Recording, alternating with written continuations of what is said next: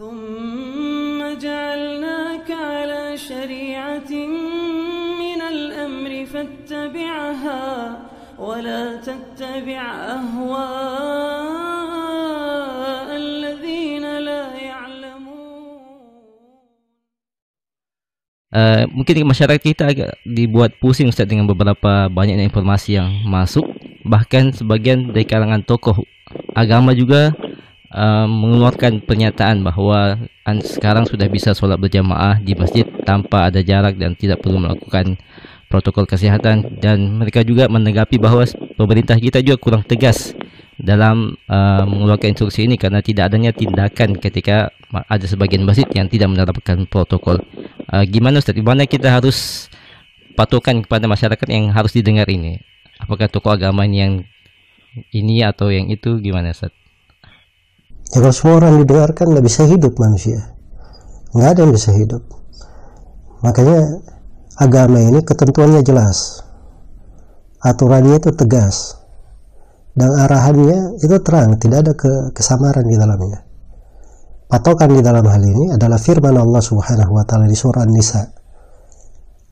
Wa idza ja'ahum amrun minal amni awil khawfi ada'u bih wa law rudduhu ila ar-rasuli wa ila ulil amri minhum la'alimahu alladhina yastanbitunahu minhum.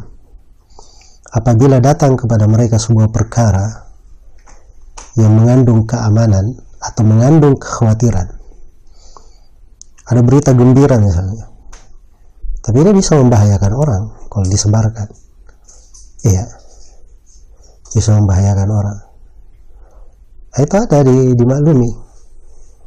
Misalnya sebuah desa diberitakan ada di seberang kampung mereka itu ada sebuah kabar gembira. Nah, ke seberang itu hanya melewati sebuah jembatan. Ini kalau kabar gembira ini disebarkan, semua orang akan melewati jembatan itu. Jembatannya akan rusak, bisa mati orang masuk di dalam. Dan boleh sembarang menyebarkan. Berita harus dilihat. Nggak semua kabar gembira juga bisa disebarkan. Ini kabar gembira, demikian pula rasa takut, ada kekhawatiran.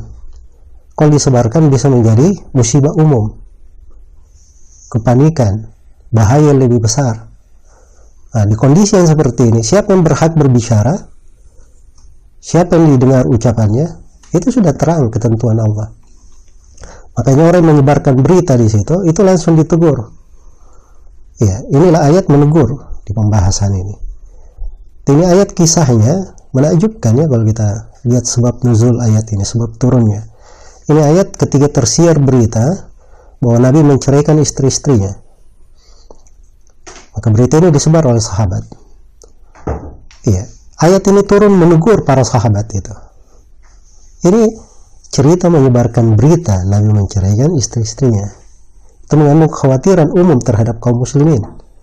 Nah, coba bayangkan saja kita sebagai anak misalnya dapat berita antara kedua orang tua kita ada masalah. Itu kan masalah besar bagi kita. Ini ibu-ibu kaum mukminin, istri-istri Nabi. Ya, makanya yang menyebar ini langsung ditegur. Nah, kewajibannya apa? Inilah yang menjadi patokan untuk setiap masalah yang seperti ini. Walau radduhu ila rasuli wa ila ulil amri minhum. Andai kata dikembalikan kepada ar-rasul dan ulil amr, orang yang memegang perkara di tengah mereka. Ulil amri itu pemimpin, itu asalnya. Dahulu itu pemimpin, dia pula ahli agama, khulafa ar-rasyidin contohnya. Iya. Namun belakangan ada para pemimpin, dia bukan ahli agama, tapi ada ulama-ulama yang didengarkan, yang mendukung mereka di dalam kepemimpinannya. Makanya sebagian ulama, atau banyak dari ulama menafsirkan dua dengan ulil amr itu, ulama dan umara, itu dua sudut pengertiannya. Tapi ulil amr itu yang memegang perkara. Makanya sekarang jangan terlalu banyak dengar berita ya dari tokoh ini, lihat aja apa arahan pemerintah di dalam hal itu, padahal yang mencocoki syariat itu yang dipegang, itu dasar yang dipegang. Nggak usah terlalu banyak baca berita ini berita itu ya. Seorang kalau mengikuti arah pemerintah saja, padahal yang tidak ada dosa sesuai dengan syariat di dalamnya, itu dia sudah beruntung, pasti dia akan selamat. Nggak usah dia pikir yang lain pun itu nggak ada masalah. Iya. Apalagi kalau dikatakan dia tokoh masyarakat misalnya, tapi tidak ada ilmu agamanya, atau dikatakan tokoh agama, ya, tetapi ada pemahaman yang aneh-aneh. Kalau ada tokoh agama, kegemarannya mengkritik pemerintah, menjatuhkan pemerintah, berucap pedis ke pemerintah, nah itu alamat tidak sehat keyakinannya, dan itu bukan orang yang layak untuk didengarkan. Ya, dalam kehidupan bermasyarakat, bernegara, kalaupun ada yang kita tidak setuju terhadap pemerintah, tidak ada ucapan-ucapan yang tidak baik terhadap mereka. Tidak ada arahan untuk mendidik manusia, mengkritiki pemerintah dijadikan sebagai mainan. Apa jadinya kehidupan di dalam bernegara kalau kepala negara, pemerintah itu tidak dihormati? Karena itulah kata Sahal bin Abdullah Tasturi rahimahullah, la yazalun nasu bi khair ma adzamul ulama was sultan.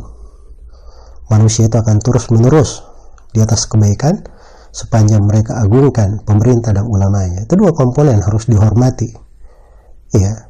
Makanya di buku-buku akidah itu dari masa dahulu ditulis oleh para ulama di abad Imam 4 sebelumnya dan setelahnya, yaitu keyakinan yang paten penghormatan terhadap pemerintah.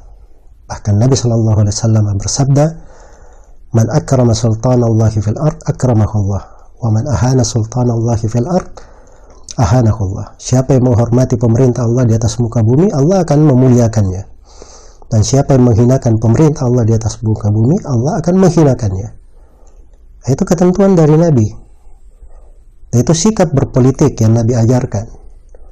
Tapi sekarang ini otak-otak dari banyak orang dirusak oleh sebagian berita, kadang sebagian media yang ditunggangi oleh kepentingan-kepentingan, atau ada memiliki masalah-masalah pribadi yang menyebarkan bentuk-bentuk dari kebencian di tengah antara pemerintah dan rakyatnya, secara sengaja maupun tidak sengaja.